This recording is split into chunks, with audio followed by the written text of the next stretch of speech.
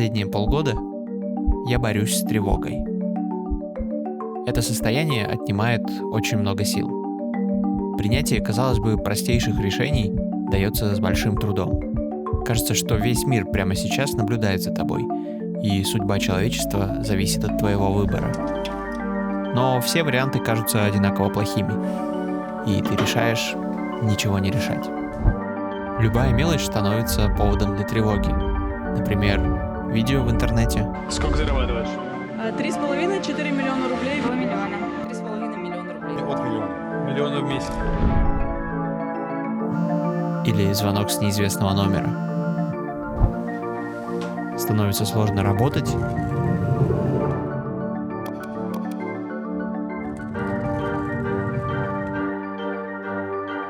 И сложно отдыхать.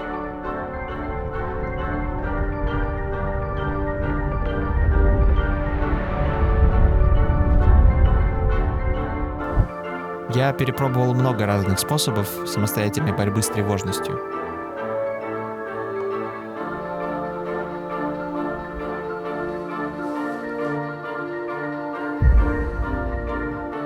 Но ни один из них как будто бы так мне и не подошел.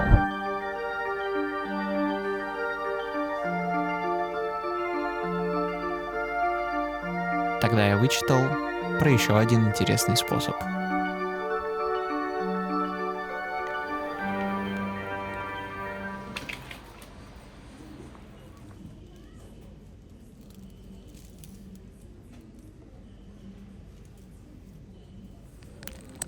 Это видео о том, как я борюсь с тревогой с помощью вышивки.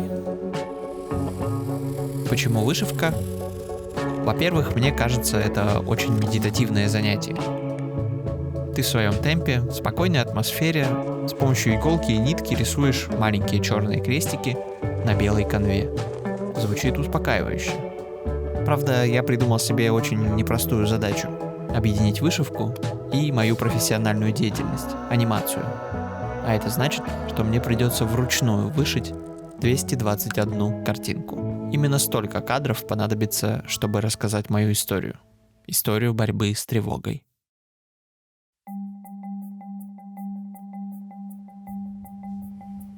Поначалу процесс вышивания дает только новые поводы для тревоги. Для тебя это все в новинку, и ты очень старательно следишь за тем, чтобы попасть иголкой в нужное место. Иначе все пойдет не по плану. Но вы помните, на весах судьба человечества. В один момент неожиданно иголка перестает тянуться, и ты понимаешь, что нитка запуталась в узелок. Ты чувствуешь, как подкрадывается паника, сердце бьется чаще, мысли путаются в голове так же, как и нитка. Кажется, это уже не размотать. Тогда в голову приходит первое решение проблемы. В последний момент ты почему-то решаешь попробовать разобраться по-другому. Ты делаешь глубокий вдох, выдох. Сердце бьется уже реже и спокойнее. Руки слушаются.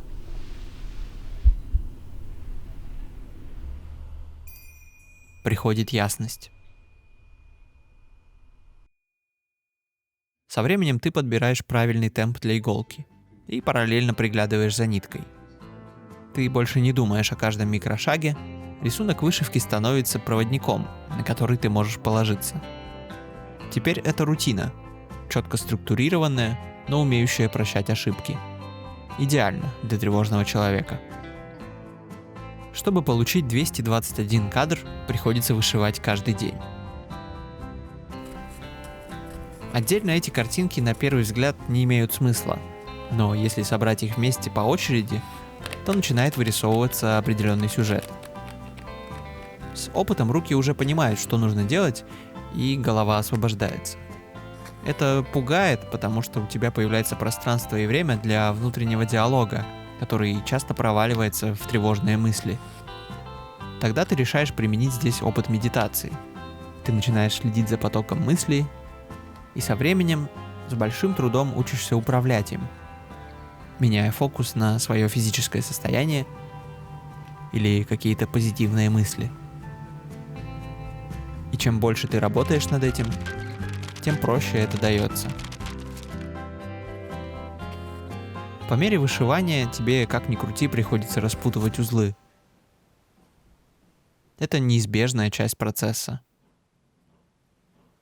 Точно так же и в жизни нам обязательно приходится сталкиваться с трудностями. И наша задача — терпеливо распутывать один узелок за другим. За 2 месяца вышивания ты, конечно, не распутал все свои узелки, но этот ежедневный ритуал как минимум дал уникальную возможность хотя бы полчаса в день побыть в спокойствии и начать принимать самую главную мысль терапии. Ты — это не твои мысли. Они всего лишь стереотипы, которые чаще всего не отражают действительность. И это осознание дает невероятную силу и свободу.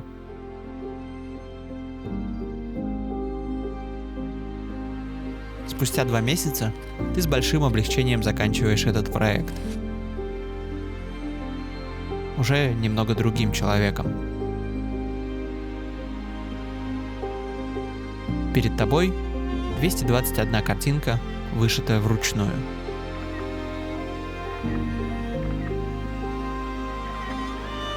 И вместе они наконец складываются в историю, которой ты давно хотел поделиться.